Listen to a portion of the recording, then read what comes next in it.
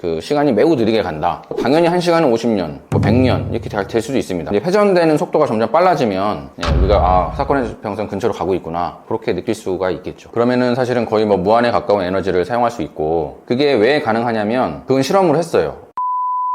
구현을 한 거예요.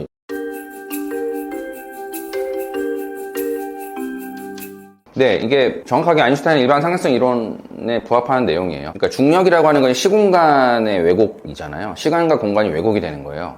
그러니까 공간이 왜곡된다는 거는 대충 상상이 되죠. 뭐 공간이 휘어진다던가. 그럼 시간이 왜곡됐다는 게 뭐냐? 왜곡됐다는 건 우리가 보통 1초라고 하는 시간 간격이 팽창하거나 줄어드는 요게 시간 공간이 왜곡됐다는 거거든요. 근데 아인슈타인 일반 상대성 이론에 의하면은 중력이 매우 강할 때는 이 시간이 팽창되는 정도가 더 강해집니다. 그러니까 더 팽창이 많이 되는 거죠. 블랙홀에서는 이제 10초가 1초가 되는 뭐 그런 개념인 거죠. 근데 블랙홀 같은 경우에는 워낙 중력이 세기 때문에, 그러니까 인터스텔라에 나온 내용 보면은 주인공이 3시간 동안 그 블랙홀 사건의 지평선 바로 옆에 있는 행성에 갔다 왔는데 우주선에 타고 있던 사람이 20년이 흘렀다라는 내용이 터무니없는 내용이 아니고요. 진짜로 가능합니다. 그래서 중력이 매우 세지면 시공간이 왜곡되는데, 그 왜곡되는 게 뭐냐면 그 시간이 매우 느리게 간다.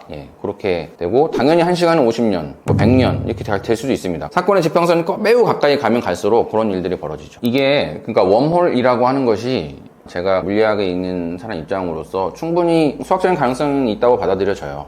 근데 이제 물리학이 수학이랑 다른 점은 그것이 이제 실체적으로 검증이 돼야 되거든요. 그러니까 그런 차원에서 이거를 검증할 방법이 있는가에 대한 의문을 갖는 것이지, 그 웜홀이라고 하는 게 이게 완전히 뭐 수학적인 개념이고 이게 뭐 터무니없는 것이고 그냥 인간의 상상 속에만 있는 것이고 라고 생각하지는 않습니다. 가능은 할 수도 있는데 문제는 그렇죠. 그거를 보여줘야 되는 게 중요하죠. 과학의 영역으로 들어서려면은. 그러니까 아직까지는 웜홀은 좀 수학의 영역에 있는 것 같고요. 그거를 뭐 나중에 어떤 기발한 아이디어로 과학의 영역으로 끌어들일 수 있는 기발한 어떤 실험적인 검증이 이루어질지는 모르겠습니다. 어쨌든 수학적으로는 매우 설득력 있는 개념이긴 하다. 하지만 우리가 실험적인 관점에서 봤을 때 이것을 검증하는 것이 지금으로서는 거의 불가능해 보인다. 뭐 그 정도로 이해하면 될 것 같네요. 그런 식으로도 노력을 합니다. 미니 블랙홀을 만들어서, 그러니까 당연히 우리가 직접 있는 블랙홀에 가서 실험하기는 어렵기 때문에, 제가 알기로는 이런 거를 증명하려는 분들이 그런 미니 블랙홀 혹은 그런 블랙홀과 비슷한 성질을 갖는 것들을 좀 대신 만들어서 뭔가 증명하려고 하는 그 시도를 많이 하고 있는데, 에너지라든지 뭐 엔트로피 개념, 온도 이런 개념들은 그런 걸로 좀 증명을 할 수는 있을 방법이 있는데 그렇게 시도는 합니다. 여기서 이제 이 블랙홀에 대한 오해를 이제 바꿔야 되는데, 이 사람들이 상상하는 게 그 블랙홀이라는 천체가 있으면은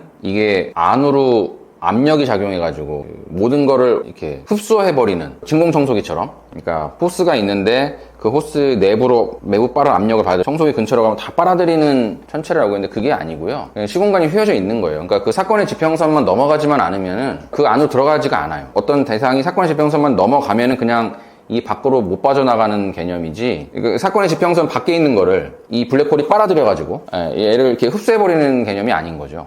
그냥 시공간이 휘어있는 거고, 그냥 그 어떤 경계선을 넘어가면은 그냥 그 밖으로 못 빠져나간다는 거지, 그 바깥에 있는 것까지 얘가 다 빨아들여가지고 그 주변을 다 없애버린다 뭐 그런 개념은 아니기 때문에, 예전에 그런 얘기 있었어요. 유럽에 지금 LHC라고 라지 하드론 콜라이더, 그러니까 그 흑스 입자를 발견한 그 입자 가속기, 입자 충돌기죠. 그거 건설할 때 뭐 그런 얘기들이 막 나돌았거든요. 이거 건설하면은 뭐 블랙홀이 생겨가지고, 유튜브에 보면은 그런 상상도도 있어요. 지구가 막 이렇게 빨려 들어가는. 그런데 그런 미니 블랙홀 같은 경우에는 그게 사건의 지평선이 워낙 매우 작기 때문에 그 바깥에 있는 것들은 아무 영향을 안 받는 거거든요. 그러니까 무슨 진공청소기처럼 빨아들이는 천체가 아니라는 거예요, 블랙홀은. 그러니까 그런 걱정을 안 하셔도 된다. 그래서 그 인터스텔라 보면은 블랙홀 근처에 강착 원반이 쫙 생기잖아요. 그게 인터스텔라 나온 게 2014년이고 블랙홀이 아까 처음으로 완전히 발견이 된 게 2019년이라고 했잖아요. 그리고 2022년에 발견된 우리 은하 줌의 블랙홀의 강착 원반 이미지하고 영화에서 나온 강착 원반 이미지가 되게 비슷해요. 물론 거기에 그 자문 이원인 이제 킵손이라고 블랙홀에 현존하는 최고 대가인 분이 자문을 하셨죠. 그럼에도 불구하고 그분도 되게 놀랬다고 하더라고요. 자기가 상상해서 만들어낸 영화의 이미지하고 실제로 발견된 이미지가, 그러니까 그게 강착원은 왜 생기냐면은 그 사건의 지평선으로 가면 갈수록 점점 이 블랙홀의 중력이 세지기 때문에 그 별들이, 그 주변에 있는 천체들이 안으로 빨려 들어가진 않지만은 회전을 하게 돼요.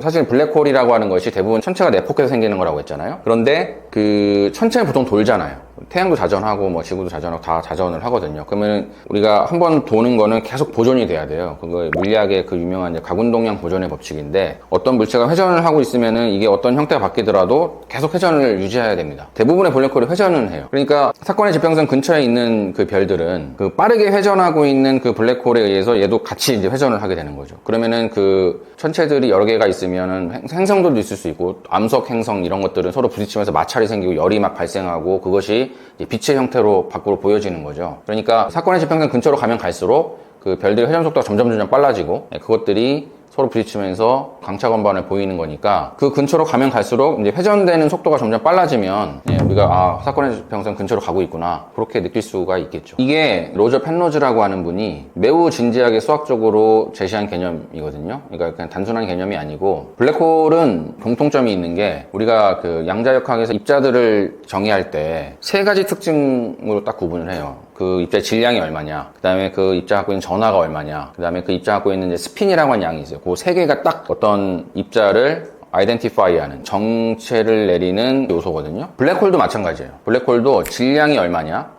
그 다음에 전하가 뭐냐, 그 다음에 그 스핀 대응되는 게 가군동량, 그러니까 회전에 관련된 물리량이 얼마냐, 요걸로 구분을 하거든요. 처음에 슈바르츠실트가 수학적으로 발견한 그 블랙홀은 질량만 있는 블랙홀이에요. 회전이 없죠. 그런데 말씀드렸다시피 대부분의 모든 천체는 회전을 하기 때문에, 대부분 발견된 모든 블랙홀은 사실 회전을 해요. 그러니까 질량만 갖고 있는 블랙홀을 그냥 슈바르츠실트 블랙홀이라고 하고, 그 질량뿐만 아니라 가군동량, 그러니까 회전하는 블랙홀을 커 블랙홀이라고 해요. 커도 사람 이름이거든요. 근데 이제 커 블랙홀 같은 경우에는 이게 회전을 하기 때문에 특이점이 이렇게 한 점이 아니라 이렇게 고리 모양이기도 하고요. 그 다음에 그 사건의 지평선 말고 그 회전에 의해 생기는 작용권이라고 하는, 에르고 스피어라고 하는 또 다른 영역이 있어요. 그거는 사건의 지평선 아니에요. 사건의 지평 밖이에요. 근데 펜로즈라고 하는 분이 어떤 상상을 했냐면은, 그 엄청나게 빨리 회전하고 있는 그 에르고 영역에 그 질량을 이렇게 투여를 하면은 그 질량의 몇 배가 되는 에너지를 우리가 밖으로 뽑아낼 수 있다라고 하는 아이디어를 제시를 한 거죠, 그분이. 그리고 그게 이제 수학적으로는 말이 되는데, 그러면은 사실은 거의 뭐 무한에 가까운 에너지를 사용할 수 있고, 인간이 지금 블랙홀 근처에 갈 수 있는 능력은 없지만 아마 외계 문명 중에 매우 고도로 발전된 외계인들은 아마 그 근처에서 문명을 건설해서 살지 않을까라고 하는 상상도 합니다, 사람들이. 실제로 그게 가능하기 때문에. 그게 왜 가능하냐면, 그건 실험을 했어요. 아까 말씀드렸지만은 조그맣게 그 비슷한 상황을 구현을 한 거예요. 영국의 대학에서 2020년에 그 네이처 피직스라고 하는 저널에, 그 완전히 인정된 저널이죠. 우리 물리학자들이 내고 싶어 하는 저널에 그 음파를 이용해가지고 그 에르고 영역을 구현한 다음에 거기다 음파를 계속 쏴서 처음에 쏴준 음파보다 훨씬 더 높은 에너지를 갖는 음파를 밖으로 추출할 수 있다는 거를 실험으로 증명을 합니다. 그리고 그 수치도 거의 로저 펜로즈에 의하면은 커 블랙홀에서 사람이 뽑아낼 수 있는 에너지가 그 전체 질량의 29%에 해당되는 에너지인데, 그 2020년에 수행한 실험에서도 30% 가까이 되는 에너지를 뽑아낼 수 있다는 게 증명이 됐기 때문에, 완전히 똑같은 시스템은 아니지만 만약에 인간이 블랙홀 근처로 간다면 가능하다라는 것이 간접적으로 증명이 되기도 했죠. 그래서 터무니없는 얘기는 아니고요. 실제로 가능한 얘기고, 진짜로 인간보다 훨씬 더 고도의 문명을 갖는, 고도의 과학기술을 갖는 외계 지적 생명체들은 그걸 사용할 수도 있지 않을까라고 상상을 해봅니다. 매우 빠르게 회전하고 있는 영역에다가 어떤 걸 집어넣으면 가군동량 보존에 의해서 그만큼의 에너지를 블랙홀이 밖으로 배출해야 되고, 그거를 우리가 활용하면 에너지를 사용할 수 있다. 그러니까 되게 재밌는 게 많아요. 뭐 다이슨 구라고 하는 것도 있어요. 그거는 블랙홀보다 조금 현실적이지만, 태양에서 엄청나게 많은 에너지가 오는데 지구로 오는 에너지는 매우 면적이 작을 거 아니에요? 그럼 그 많은 에너지를 어떻게 하냐? 그 인공 구조물을 만드는 거예요. 다이슨 구를 태양을 이렇게 덮을 수 있을 만한 구조물을 만들어서 그 에너지를 태양 전체에서 받아들이면 무한히 인류가 사용할 수 있는 거죠. 그러니까 지금 기술로는 거의 불가능하지만 외계 문명 중에 정말로 그 발전된 과학기술을 갖는 외계 문명들은 그런 다이슨구 같은 걸 이용해서 항성의 에너지를 다 이용해 쓸 수도 있고, 아니면 이런 그 블랙홀 주변에서 문명을 건설해서 에너지를 사용할 수도 있고, 뭐 그런 생각은 할 수도 있죠. 왜냐하면은 그게 수학적으로 가능하지만 우리가 기술적으로 불가능한 거니까. 그러니까 그 기술을 뛰어넘는, 지금 우리가 갖고 있는 기술을 뛰어넘는 문명을 갖고 있는 외계 문명이라면 가능할 수 있지 않을까. 뭐 그런 생각은 당연히 할 수 있죠. 그러니까 빛하고 열은 사실 같은 개념이에요. 그러니까 모든 열을 갖고 있는 물체는 거기에 대응되는 빛을 냅니다. 그러니까 사람도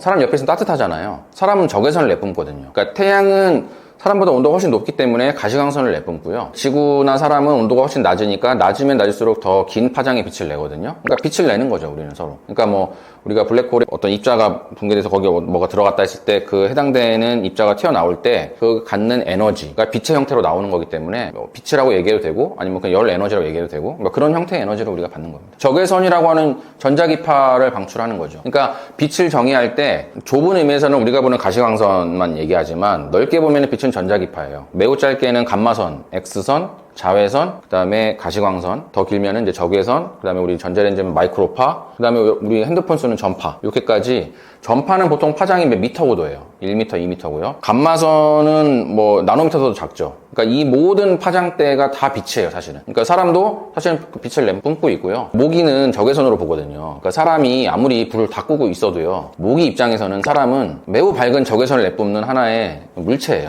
예, 그렇기 때문에 우리가 뭐 아무리 불을 꺼도 물리는 이유가 뭐 그런 거죠. 블랙홀은 사실은 사람들이 왜 이렇게 블랙홀에 대해서 관심이 많은가. 그러니까 블랙홀은 이렇게 생각하시면 돼요. 우리는 지금 블랙홀 그냥 받아들이잖아요. 그런데 1700년대만 해도 그때 시기를 한번 생각해 봐야 돼요. 인류가 그냥 상상한 거예요. 있지 않을까? 그냥 상상한 게 실제로 밝혀진 거죠. 그러니까 되게 위대한 발견인 거예요, 사실은. 그러니까 우리가 이미 이 개념을 많이 듣고 나서 아, 신기하다 이런 개념보다는 인류가 그냥 아무것도 없는 상태에서 단순히 추측한 하나의 상상 속의 어떤 천체가 이 밝혀지는 과정, 200년 동안 밝혀지는 과정을 보면은 그 과정이 되게 재밌습니다. 그래서 그런 관점에서 생각해 보면은 단지 인류가 상상했던 하나의 허구의 천체가 실체화되는 과정, 그리고 그것이 에너지를 뽑았을 수도 있고 뭐 여러 가지 인류의 개념적으로 상상의 지평을 매우 넓힌 아마 뭐 천체 물리학 역사에서는 가장 중요한 발견 중에 하나라고 의미를 한번 생각해 보면 좋을 것 같아요.